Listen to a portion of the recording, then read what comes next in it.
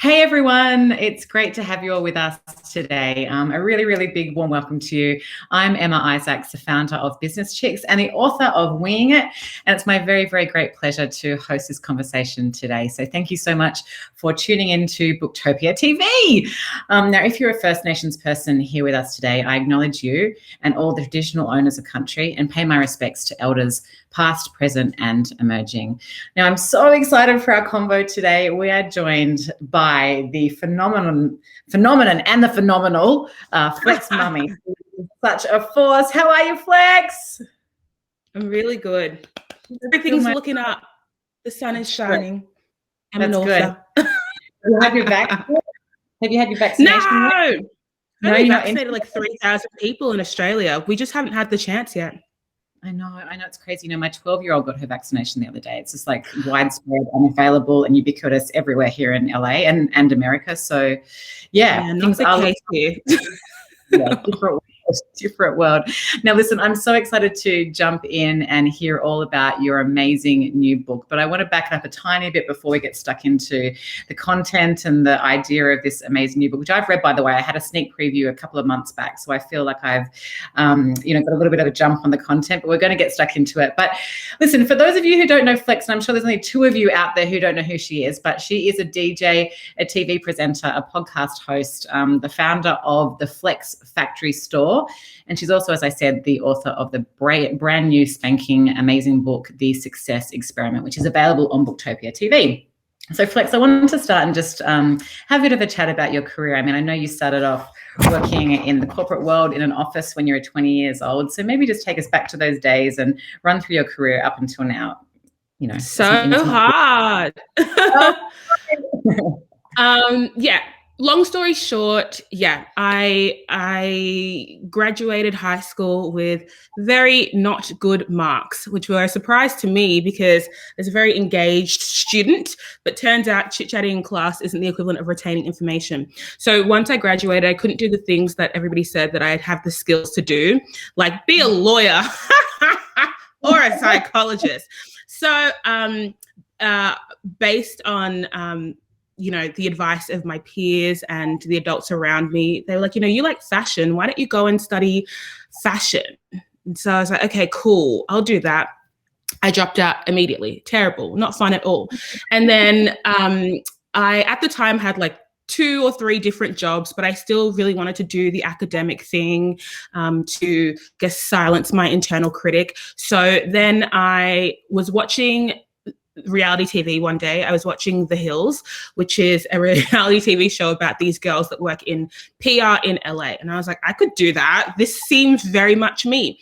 So I went to college for PR, or business development and PR. And then I dropped out immediately because I just don't have the capacity for structured environments and learning. And it was, had I known I wasn't going to do it, I would have, quit before the census, but I'm still paying that off to this day. So I did drop out and I got a job working in PR very early on. And that was really awesome. I think all of the best, business development skills I learned in that environment, because if you know anything about publicists, they have to do everything, their job, and then 10 some afterwards. So it was really fantastic. But again, it just wasn't what I wanted to do. And I think I deluded myself for a long time that it was the job because I had the job. And who am I to not be grateful, when I dropped out twice and didn't try very hard and suddenly had this to some a very esteemed position in the entertainment industry. So, but I did quit, but a couple of years in, and then I started working in social media and digital marketing. And again, I wasn't really informed about what the job would be. I definitely was not a social media person. Let's get that out of the way. I definitely had Instagram. I didn't post anything on Instagram. So I was very detached from that world and wasn't motivated to stay in that industry. But then I figured maybe this internal dissatisfaction was stemming more from putting all my self-worth into career as opposed to having different metrics to assess whether or not my life was good or on track. And so I was like, I'll get a hobby, I'll do something that's a little bit more creative centric. But then I just got another job. I became a door girl at a club. And then from there, I met these promoters. I decided that I would be a DJ for them as as like almost a favor to them because they were paying for DJs and they shouldn't have been. And I was like, that's a very silly business decision. So I started DJing, and then in a couple of months, I'd say 5 months, it went from 1 gig a week to my full-time job. And I spent some time overlapping between DJing and working in social and digital, and it just wasn't working out very well because I was at my office job and then, you know, DJing from 7 to midnight and then not being very engaged and having to lie to my boss and be like, no, I'm here, I'm present, I love my job. So then I quit. And it's so interesting because up until that point, I wouldn't have really regarded myself as a risky or impulsive person, maybe at the core, but I hadn't really had an opportunity to test that theory at all. So that was a big jump. And also with my family structure, I come from a Ghanaian family, a West African family. And although it's not the most traditional African family, my mum was definitely like, you should be a nurse and you should definitely not quit your job to go, you know, play music for a living. That's not legitimate. And I thought, you know what, worst case scenario, I can just go back and get another job. The concept of working, I'd been doing it since I was 14. I knew I was capable. I knew I could make money somehow. And it was really important to me to live a life that, even if it didn't have purpose, just the illusion of purpose was something that I was really after. And then from there, I just felt invincible. From there, I became an MTV presenter, and I got that gig by sending an email, which like, right place, right time, right person, you know, like I had this inflated sense of self, which I probably still do now. And I thought that because I wanted to do it, that was a good enough reason to send an email and ask, and, you know, bulldoze my way into that role. And then from there, I started doing radio and podcasting and creating my own content. And now, you know, being an influencer, and all of these amazing things that bring me to this point here. And it's super bizarre because it's been 7 years. So I worked in digital when I was like 20 or 21. There was like overlap there. And so it's a lot of time to be doing a lot of things that kind of catapult you into this existence that is not relatable, number one, to yourself or to others. Because I had whatever dreams I had when I was 20 were very much based on whoever was around me and whatever they were telling me was achievable for me, you know, like based on you living in Sydney, this is what you could probably do, or based on you not getting great marks, not being well connected, or not benefiting from nepotism, this is what you could do. And now, because I've continuously done all of these things that feel so out of my grasp, I've developed a more abundant perspective, you know, which doesn't make me work harder now. Now I'm just like, I don't want to do anything. It doesn't feel as good as I thought it would. Not feels good, not working. But, You're hilarious. We get here. I love it. I love it. And I feel as though, you know, that whole story and all those punctuation marks along the journey, I mean, it feels like you have this sense of self-assuredness, and it's underpinned with a level of confidence. I mean, is that something that you've had to really work on, or is it something that you're sort of inherently gifted from, you know, your parents or God or whatever you believe? Like, or is it, what's your relationship with confidence and how you got it? I don't even think I was a particularly confident person growing up, but I was very blessed to live in an environment, a family environment that was very, very, very, very, very celebratory. Like the levels my mum went to make me feel not just worthy, but really special, is out of this world. And I speak to her about it today, and she has no idea what I'm talking about. But, you know, there are different moments I can remember in my childhood. Like, I really wanted to get braces and close my gap. And she was like, absolutely not. She wouldn't even, there was no debate. There was no discussion. And I remember it was probably like high school, I reckon, because that's when, you know, your looks start to matter. And one day she had come back from work, and I was at home ready to nag her about something else. And she comes to my room and she's like, I just went to the dentist. And I was like, oh, what for? And she's like, oh, I got a gap shaved in. This woman went to the dentist and got a whole gap shaved in. And she's like, I told you it's beautiful. I told you I'm so envious, and you didn't believe me. So I'm showing you. And she used to tell me things like, you know, if for some reason, because I think she was really paranoid about what would be like to be, you know, a Black body in Australia, because I was born here and she wasn't. So she had all of this lived experience of very intense racism. And I was just an aloof person who was like, I don't really get that. So she, it wasn't like she coddled me, but she wanted me to feel really special in my own skin. And she used to say things like, if you go to school and somebody's mean to you, tell them they can't be mean to you because you're my daughter. And to me, I was like, okay, yeah, I will tell them that. I will. And I was like, but what if they say, she's like, they won't say anything. They won't. Like, you tell them that you're my daughter, and from there, it would be no problems. And of course, I never used that technique, but it really gave me the self-confidence that if it were to happen, I had a reason to fall back on. Like, my whole mum thinks I'm so special, and I think she's so special.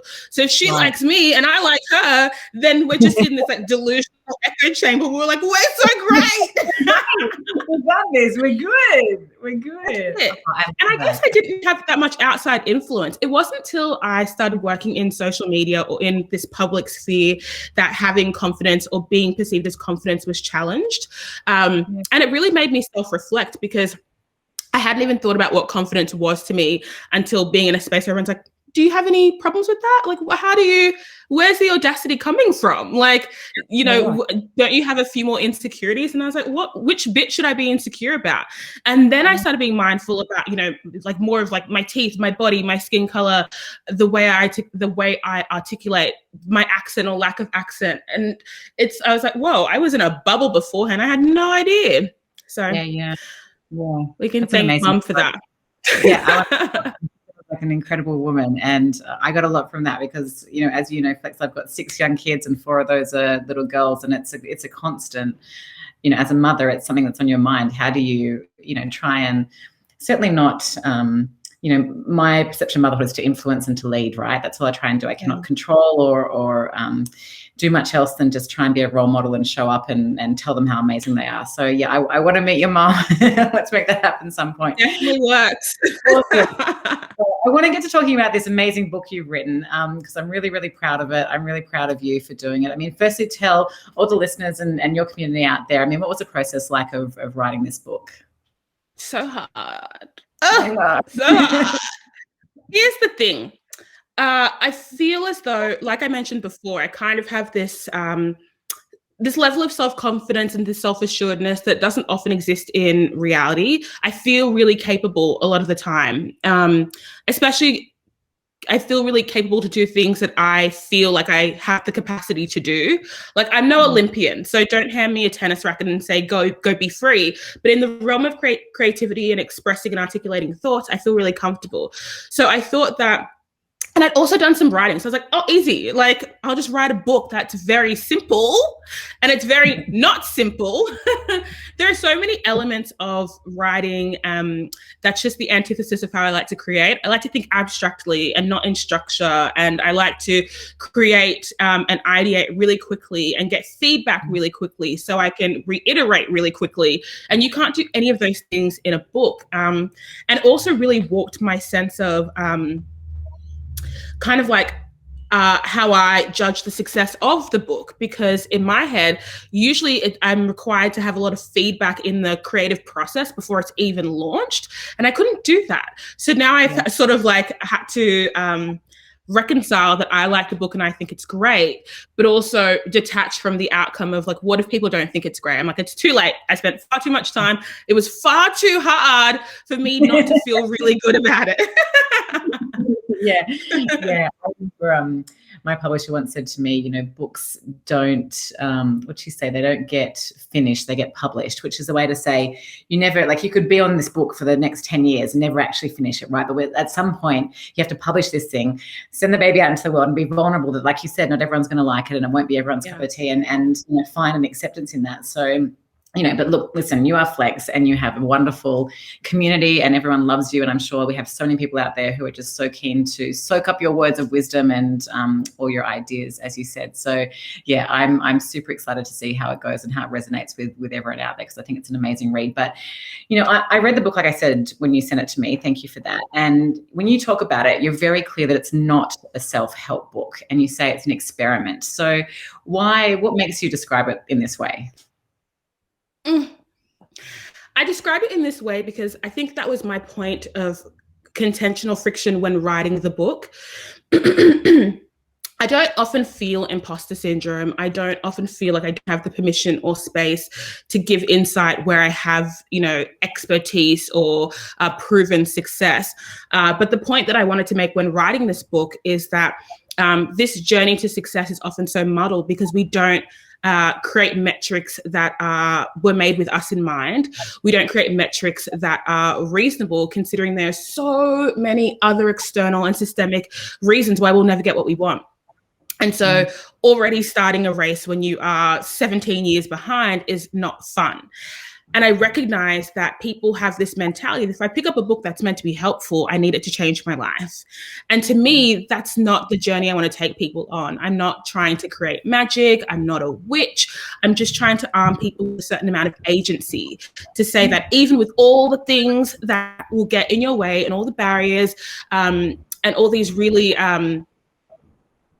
these really legitimate barriers to entry, if you feel like you have agency and free will, then you should read this book, because I just spent 7 years conducting my own experiment of seeing if I would be able to do the things that I wanted to do because I wanted to do them.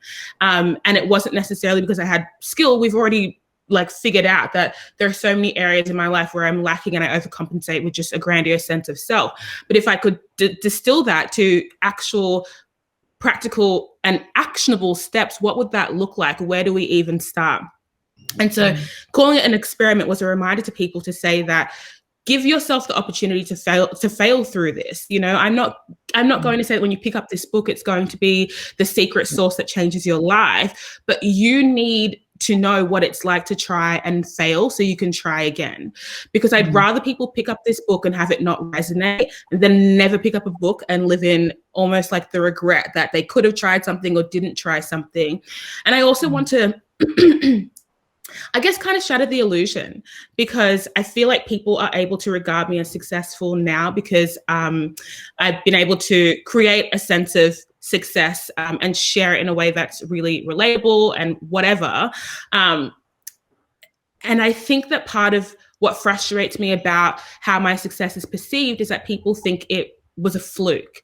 And I'm like, no, every single slash is just the experiment actualized. There is no reason why I should have all of these things. If we want to talk about, being realistic and fact and all of these things, there is no reason. You could say, well, maybe it's because you're a token. Maybe it's because you got lucky 7 times over. I don't know about all that. And even if that is the case, why would you not read the book that distills how I think I did that if it's that simple? Exactly. So, I mean, how do you define success? It changes all the time, but I feel like the definition that I land on that empowers me to keep trying at things is this idea of self-actualization, that how I perceive myself on the inside, who I am, who I want to be, what I want, why I want it, so closely aligns with the image that I project, the things that I aspire for, what I spend my time doing, how I'm perceived by others. This sense of wholeness, and it's not even about the thing, it's about what it makes me feel. And I recognize when I use that definition, so much of what I have achieved or so much of what I will achieve won't fundamentally feel like success because it's not whole. It doesn't reflect how I see myself. It doesn't reflect what I want. I just was opportunistic and took it, But knowing that, it helps me take the pressure off, some things that I choose to do purely because I'm a human person and I feel like motivated by lack to go and get it. And other things feel completely and wholly true to me. I always say that creative projects that no one gets to see, like when I paint a cupboard in my house, feel really like the core of success because it's what I wanted to do. It wasn't contingent on anyone who saw it. I did it for my own pleasure. I'm happy with the outcome because it reflects exactly what I wanted to make and how I wanted to make it. And that feels really whole. And you can transition that into any sphere of your life, whether it's career or just personal development. But for me, it's just this matching up, when it clicks, it's like I'm visualizing a seatbelt. Like when it clicks and it makes sense, it makes sense. It protects, Yeah, I get it. I love that. I think there's a beauty to that, and there's a simplicity to that. And it's when you don't do things for the validation of others, and when you can find, you know, a sense of fulfillment, you call it wholeness, satisfaction, whatever you want to call it, and isn't necessarily for the world to see and validate. I think there's a real power in that. So I think that's beautiful, and I think that's something that we can all learn from, and I want to see more of that. So I want to ask, like, has the process of writing the book and getting it out into the world, has that changed your perception of what success is? I mean, do you feel more successful now? Do you have any relationship around success with the actual, you know, actualizing of this book? Yes and no. I feel like in a very superficial sense, I feel very successful having written the book because of obviously how it's perceived to have written a book, but also because I know how hard it was and the process, and it was arduous, and it was really a testament to all of the skills I've ever learned. And all of the things that I have found to be instrumental in my growth are in this book. So I know personally that it feels successful.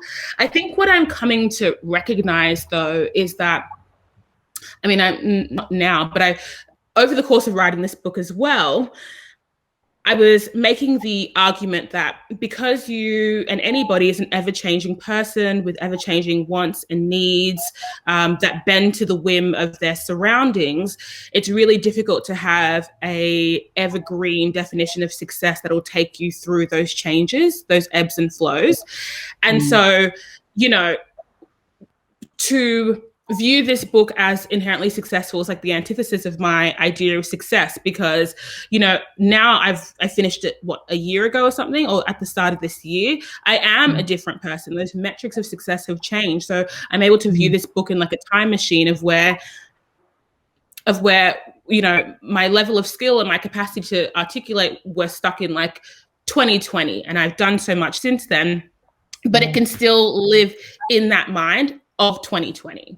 I feel like also, like, the way I view success is like a race with no end, or a journey with no destination. Like, you never arrive.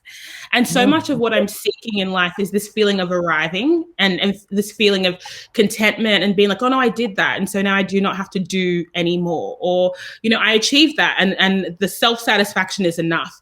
But no, like, even what I'm finding with this book is, you know, I thought I had arrived with finishing it, but then publishing was a whole nother thing. And now people are asking me, well, you know, justify it. You know, why should I buy it? I'm like, whoa. This is not what I signed up for. I wrote it. I don't need to be convincing you to read it.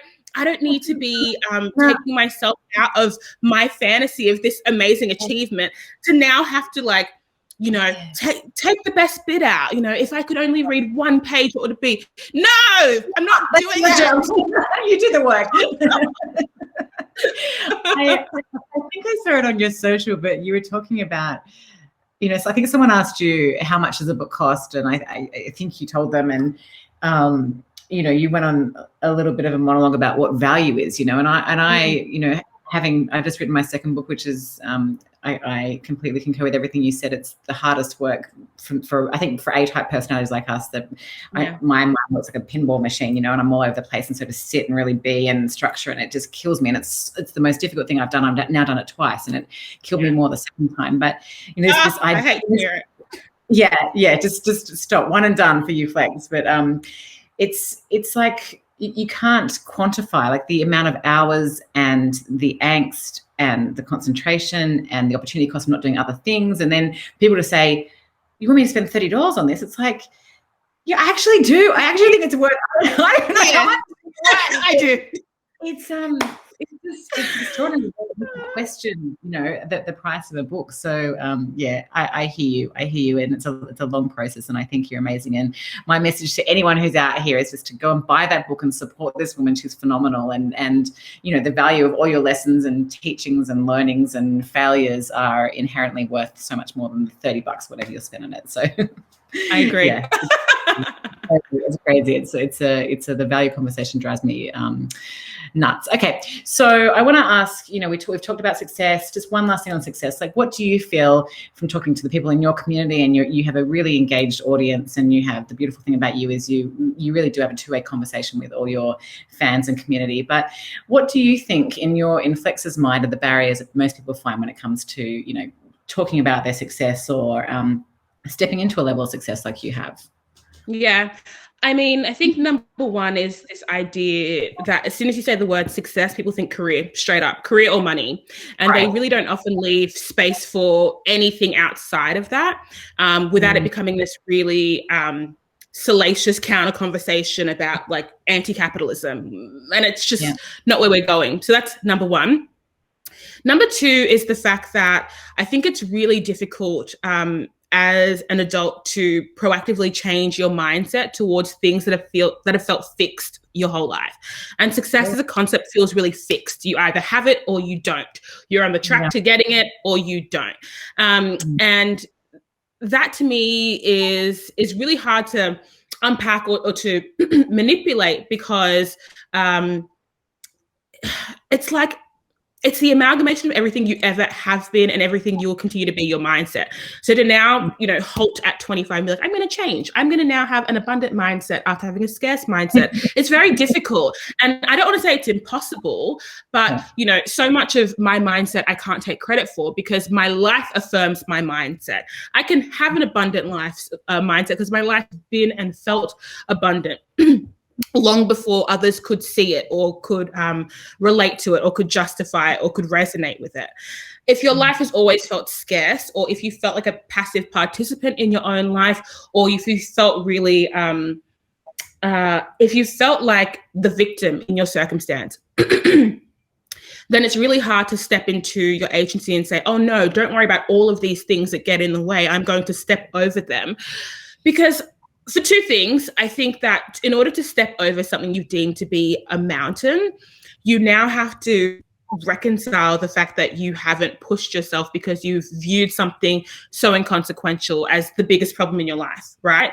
It's almost like when people ask for their first raise and they get it. They're kind of like, hold on, wait a second, because I thought I wasn't meant to get this. And so if I get this one thing, what else could I have been asking for that I didn't get? And that realization that you have been the barrier to not success as a whole, but to different metrics and symbols of success, that's a lot for a person to carry. It's so much easier to blame the man, the system, the people around you, your upbringing, your circumstance, than to take a little bit of power for what you actually have control over. And for me, when I start to think about systems of oppression outside of myself, it's so like, you can't escape it. It starts to feel like a safe cocoon, to be like it's everybody else's fault. And even if I wanted to, I couldn't. And so I often say, like, the book isn't for people who don't feel like they have some kind of agency or free will. Like, I can't be the person who says, don't worry about sexism, just be free. No, I'm not going to do that, because you should worry about sexism. It is an issue. But I also feel like there's a subset of people who feel as though I can do something different. And I can live a life that feels wholly fulfilling. And I don't know what that is, but I feel like it's worthwhile to figure it out. So it's really tricky. And the third thing about success is that I feel like the myth of meritocracy is this, it's not an issue, but it definitely is a cornerstone as to why people feel like they can't have what they want. And it's this idea that situations that feel hard and tiresome and arduous that you need to graft through are those worth doing. And when you find yourself in a situation in your life that feels difficult, you're kind of like, but meritocracy tells me if I keep trying, it's going to be worthwhile. If I keep hammering it through, I keep, if I stand my ground, it's going to get better. And so we don't allow ourselves the time to pivot, when things aren't looking the way they should, or giving ourselves the opportunity to try something different when our current circumstance isn't serving us. This inability to ebb and flow and to develop oneself based on not just a whim, but your own want is like a fundamental reason why people won't feel like they've achieved success. Because success for a lot of people is like the hard work, and like if it feels terrible, it's worthwhile. Nothing good comes easy. It's like, yeah, sure. But does it have to really be like sucking out my sense of self? Can I have a little fun with it?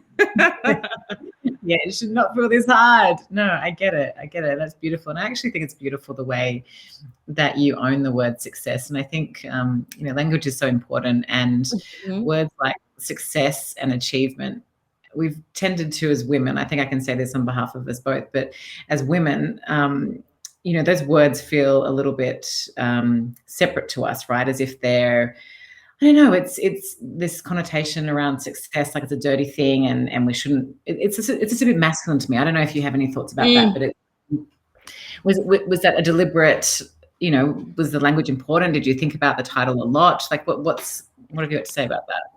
The language is so important. I can't tell you how long it took me to think about the title. It was back and forth, everything in this book was a back and forth, back and forth. I chose the word success for a reason. Number one, it's like so well defined and so poorly defined that I was comfortable and confident enough that somebody would be drawn to the book just based on the word success. I feel as though you're right. It is a very gendered word. I feel like it's a gate-kept word. Purely for the reason that if you say that you are successful or that you have achieved, it will be challenged. And people don't feel like they're well equipped to convince people why they should feel successful or why they're allowed to feel successful. So I wanted to use that word for a reason. Experiment, of course. I could have called it My Guide to Success. I could have called it like the Success Bible. That's not the case. The handbook. It's not the case at all. I think I kind of wanted people to understand that it's important to recognize that just because you tried, you're not entitled to a win. I'm so sorry. But you must get in the habit of trying. That itself is so successful. Those people who constantly tried, who've built resilience, who understand the gift of failing and like the almost like the amount of clarity you get when you're able to have said, oh no, I did that and it didn't work out, so I tried it differently. I feel as though what people are lacking, and I say it in the last chapter of this book, is that you should really reflect on what you thought success was when you started and what you were aspiring for. Because once you really get to understanding that the things you want are not rooted in metrics that even serve you, it blows everything out of the park. Like once you recognize that you're quite happy with symbols of success, not actual success. And by symbols, I mean money is a symbol of success. And people who have money will be able to say, like, it's great, but like, I don't feel inherently successful because of that sum in my account. Or a symbol of success is having a business and staff. But once you have a business and staff, you're like, this feels like punishment. This feels like hard work. I feel like I'm always on trial. It's not necessarily fun, but those symbols of success are such huge motivators that we forget that a symbol is only a depiction of the greater picture. And the symbol is this really distilled version of this great big concept, It's why we call it money and not like, dollars, pounds, euros. It's like we understand the symbol is derivative of this greater thing that will take far too long to explain. People forget that with success. They want to whittle it down to this very obvious thing and not give themselves the room to see how expansive it is. And like you get to fit in. There is room for you if you're creating your own bespoke formula for what it is. And you can stand your ground and say, I don't want this, capitalist level of success you have. I just want to feel good and whole. I want time to see the sun. And I really want to feel ownership over my life. Okay, bet, let's do it. I feel like that's achievable. Let's go. Yeah. I love that. Now, the book is full of exercises and Q&As that prompt the reader to interrogate themselves and unpack certain assumptions. So how often do you personally, and be honest with us, but how often do you personally do this and incorporate these sort of exercises into your life? Oh, I don't do the exercises as in like writing them down and like whatever, but the exercises are, it's me, it's what I do. There's one good example of that is the why funnel. And it's this critical thinking exercise I challenge myself to do when I keep asking myself why until I get to the core of certain things that I want or think that I need. So, for example, let's say that I really wanted to travel, right? We're in COVID, everyone's thinking about travel. You can ask me why. Oh, because I feel stuck in Australia and I really want to go see LA again. Why? Because I've had really great experiences in LA and I associate that place with fun and excitement and joie de vivre and a lust for life. Why? Well, because there I'm not thinking about my responsibilities. I'm not thinking about what I should be doing or how I should be acting or what I should be wearing. I'm allowing myself to be free. Why? Because I'm not in an environment where I'm with people who might know me. I feel judged. I feel free from judgment. I feel free to act as I should. Why? And you keep going and you're like, okay, so am I looking to travel or am I looking to be in environments where I can feel like detached from responsibility and I can feel free or not burdened by people knowing me or expecting me to act a different way? Those are two very separate things. And I can get this idea without having to, risk COVID to go and do it, and that kind of process, it really, it's not humbling, but it's this like really cathartic self-examination where you're like, well, hold on a second. Am I really out here just deluding myself for fun? Like, how many times have I needed to do that why funnel to get to the core of what I'm asking for, as opposed to rerouting my life to go and get this thing that wouldn't have served me anyway? I often say, though, like with doing that why exercise, for example, people are often like, okay, so, do you find yourself making super aligned choices all the time? Absolutely not. But I want to be so aware of what's motivating me. And if it's superficial, then let it be superficial. And if it's deep and nuanced and considered, then let it be deep and nuanced and considered. But that is a big one that I constantly come back to. And also, like, there are other tasks in there that ask you to be, really self-critical about yourself and to discern, who's to blame for your failures. Because I think failing is something that you don't want to do very often. Once or twice a year feels really legitimate. But if you don't recognize the root of your failure, then you end up making the same mistakes constantly, and then before you know it, you're self-employed. So you can't be blaming your boss for the reason why you haven't improved in a year. And so I have this task in there which asks you to reflect on a few key moments in your life where you feel like you have failed, and to assess, well, what was the failure in that moment? And could anybody from the outside view what you viewed as failure as a success? And to almost like argue both points of why it was a failure, why it was a success, what you would do differently, if you even had the skills or the resources to do it any differently, or were you kind of, I don't want to say doomed, but were you kind of fated for that outcome no matter the situation? If you've learned from this failure, could you have gotten to this point of learning without that failure? Do you really think that you would have gotten there? Maybe, maybe not. And to almost give yourself a chance to reassess really proactively, as opposed to waiting for the next failure to be like, oh, wait, hold on, I think I see a theme. A recurring theme.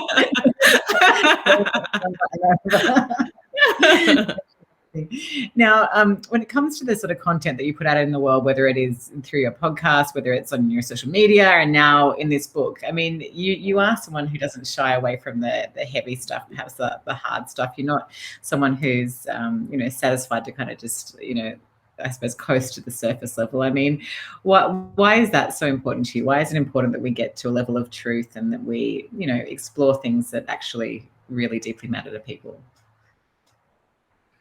I think it's just once you felt, I don't want to keep using the word success, but here we are. Once you felt success digging just one layer deeper with everything, one level deeper in your relationships, in your vocab, in your assessment of the world around you, you start to feel as though you've unlocked a new layer of life. And you're like, whoa, there was so much I wasn't seeing before by virtue of just not being aware of it. And now I see it. It's only right that I get to the next level of it. I think also part of what encourages me to open up the dialogue is purely selfish, because I want to be able to be in environments and feel as though I'm with my people and that we're on the same page and that I'm being understood as intended, and the things I find important have a place to thrive and grow, as opposed to feeling like I do sometimes, which is very much a lone wolf, or sometimes how I view myself is like symbolic of being a DJ. Like, you can be a DJ in the center of the room. You really control the vibe, the essence, the party, but you are not of the party. You don't get to be in the party. You don't get to be a beneficiary of the vibe you've created. You just are, it's almost like you are, you're just, externalizing, and that's a very empty feeling. And I know it from DJing, but I also know it of like having an online profile and not feeling like I can connect with the people who are in my community. And for a second there, I was like, well, this is just it. This is doomed. Like maybe I'm not entitled to connection. But I also thought it can't be that simple. And if people can't meet me at the level I want to be at, then doesn't it make sense to try and bring them along that journey? And if it still doesn't work, I can say I've tried. And it's very tricky though, because I feel like people people see the two-way communication or the two-way dialogue I have with my audience. This is great. I want that too. But I'm like, it's not actually, it's good, but I think it's really bizarre to see, or in my case especially, to give the internet so much. The internet has all of my thoughts, my biggest insecurities, my wants, my needs, my strengths, my weaknesses, and people still don't inherently understand me. And I'm like, wait a second. Something's not adding up. Something's not adding up here. So it's very fascinating because now I'm motivated to connect with my audience in a different way. And it's far less self-serving. Before I was like, I'm entitled to connection. And now I'm like, you know what? It's the least I can do to give people a taste of what it feels like to dig that one level deeper. Yeah. And then leave them to do that with somebody else because I'm just not one.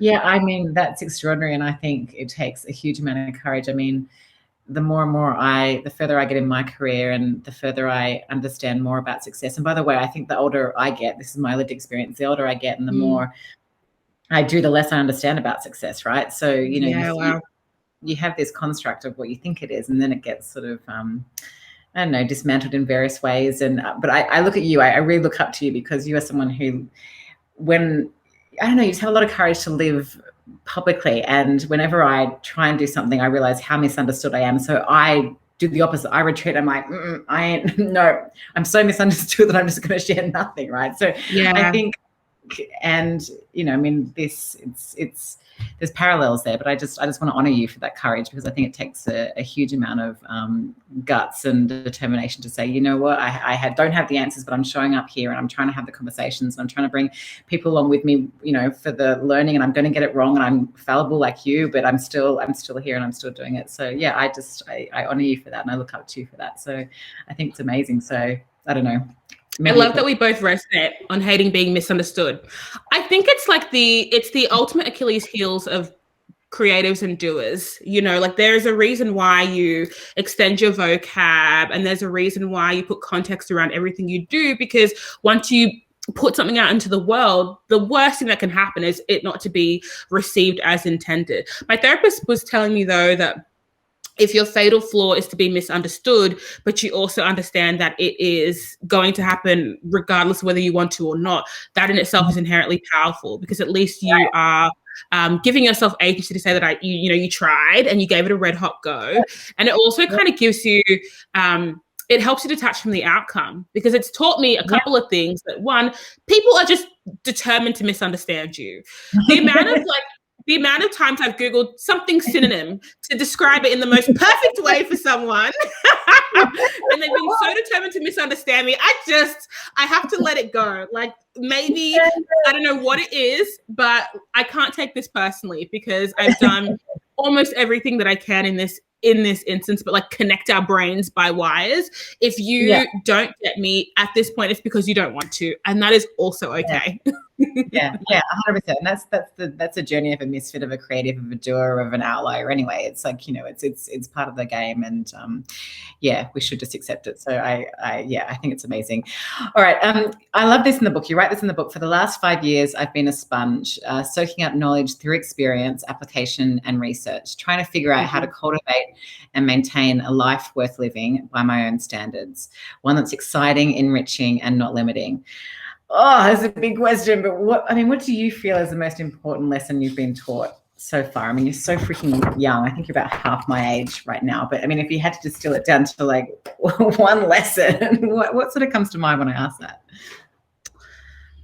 I think it'd be two-pronged. To figure out the parts of you. Okay, how do I explain this? It's like I'm having so many thoughts. Okay, so when I think about the things that I like about myself, or the things that I feel are the best parts of myself, I've come to the conclusion that just the parts I'm validated on the most, the parts that benefit the people around me more than they benefit myself. And so from there, I've had to do this self-audit of who am I without the praise? Who am I without the validation? Who am I when nobody's watching and I have to rely on myself for this amount of fulfillment? And to be constantly not chasing, but to be constantly honoring that person and that feeling is so powerful. Because you can get to a point where you've been doing things out of obligation and there's no one to blame but yourself. You can have this, this really like angry attitude towards the world and it just falls back on you. I think also it's the idea that like, you don't lose anything by learning about yourself, and you have to live inside your body and your mind forever. And, most of us know more about Game of Thrones than we know about how our mind works and what thoughts are ours and what thoughts aren't ours. And a lot of us feel like getting to know ourselves is like a task with no reward. Like, well, what's the point? Like, I've been in my body this whole time. What benefit is it to me to know more about someone I've known my whole life? I'm like, but you don't know anything about you. Like, you just happen to occupy this meat sack, but you don't know. Like, you don't know what motivates you. You don't know what makes you happy. You don't know what you like or what you dislike. And that is fine. But once you allow yourself room to know what those things are and then to pivot and frame your life around those things, it's so empowering and it's super, super special. And so it's this idea of like, chase you for a moment, like be your own priority for a second and look at the way it changes your life. Because I've been doing that for the last couple of years. And I think from the outside, I'm still giving the same the same flex that everybody knows. But from the inside, like there's not this underlying feeling of anxiety or tension or this constant friction that I am contradicting myself always, or that I'm living a life that's to the benefit of strangers on the internet and not to myself. It's this level of comfort and ease that I allow myself to have because I've earned it through learning about myself. But maybe ease is not your nirvana state. Maybe, maybe adventure is, but whatever that is, give yourself the time to figure that out. Because the world, it's not ending, but gosh, it keeps going and there's no time to pause. So it means you have to make you a priority. Like you really do have to like look at the order of priority and put yourself somewhere up here. So, you don't get left behind. Yeah. I love that. You're amazing. Hey, listen, we're out of time. I'm so sorry I've gone over time. But you are extraordinary human, and the book is a triumph, and I encourage everyone out there to jump on to booktopia.com.au right now and pick yourself up a copy. And while you're there, pick one up for your best friend or your colleague at work or your girlfriend or whoever. Gift that. Start a book club. Start a book club. Book club immediately. It's been such a joy talking to you, Flex, and you continue to inspire and move us all, and we wish you just all the success in the world, and thank you so much for being with us today. Likewise, sis. Likewise.